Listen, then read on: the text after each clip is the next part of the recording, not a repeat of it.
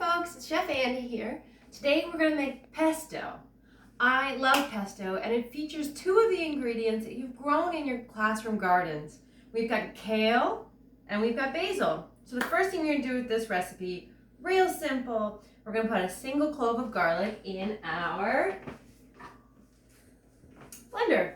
Okay, we've got our garlic in there. Now we're going to want to add our basil. This is basil. It smells so good. And we want 1 cup. So that's around a cup there. So we'll put that in. Then we want a cup of kale. The thing about kale is this part is called the stem. It is not very edible. So we want to rip the kale off that. This is really hard for humans to digest. So we just want the leaves. And then you can just tear them or give them a little chop. Just make it a little easier for your blender. And we press it down. We want this tightly packed. And we've got 1 cup there. So 1 cup basil, 1 cup kale. Stick it in. It's going to be so good. And now you want to use a 1/2 cup of Parmesan.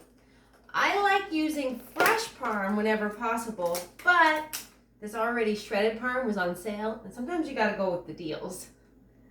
You can use any hard cheese. A really good aged cheddar would be delicious. So Grano Padano is amazing. There's so many different ways you could make this pesto. Pesto traditionally has nuts in it, but we're leaving the nuts out today because a lot of people have nut allergies. But it's an optional ingredient. You can skip it. So we've got our 1/2 cup Parm. In it goes. Everything's smelling so good. And now we want to use 1 teaspoon of lemon juice. So I've got our lemon juice there. I've picked out the seeds. That's really important. You don't want any seeds in your pesto. And then right to the top for 1 teaspoon. The lemon is going to give it that acidity that we talked about before. It just makes it so, so delicious. Now we want a 1/2 teaspoon of lemon zest. To get lemon zest, I use this tool. This is the lemon zester. I point it down like this. I grab my lemon. I am careful not to grate the sticker. That's important. Give your lemon a rinse. Also important. I already did that. And then you push down, and you want to be really aware of where your fingers are because nothing hurts like a grater cut. Just awful. Okay, so we've got a 1/2 teaspoon here of lemon zest.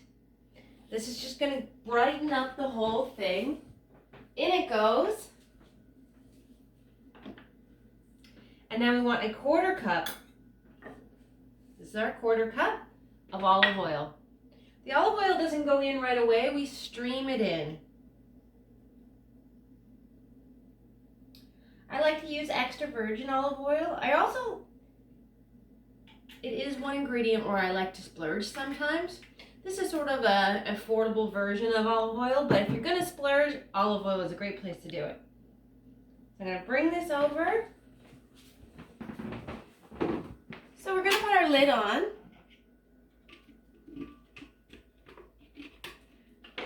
We're going to unscrew the top.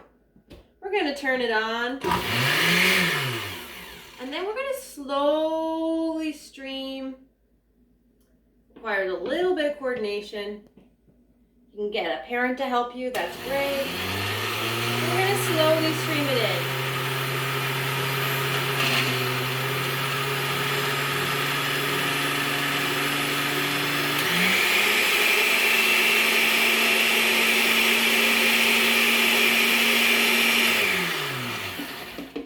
Well, you can really tell what a poor quality blender I've bought.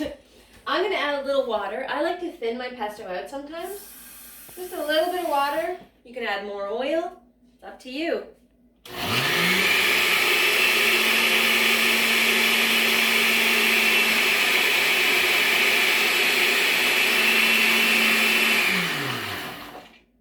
This is where you take the lid off and you just get in there with your rubber spatula, our handiest kitchen tool, and you stir. You can see the bottom has become sort of like pesto, but we want to give it a little bit of a, we're just giving everything a little bit of a hand here.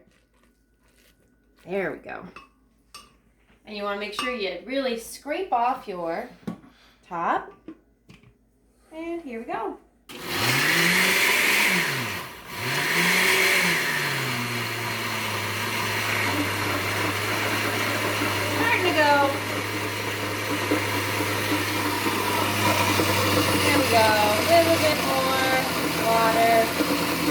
thin it out.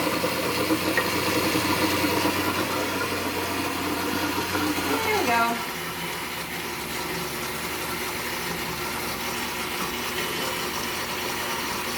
Oh, that looks delicious. So we're gonna stir again because we want to make sure all our Parmesan is really well mixed in there. It smells amazing. We can really smell the garlic.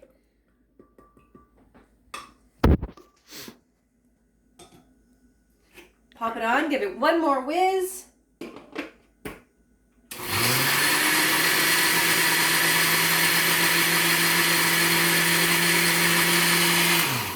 Yum.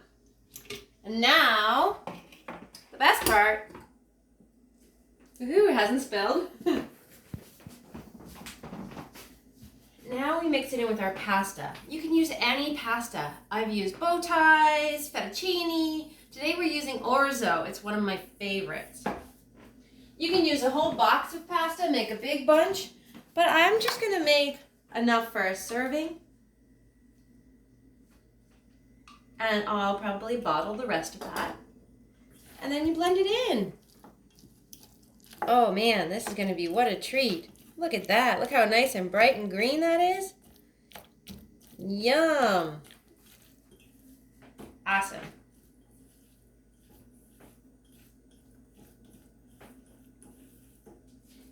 There you go.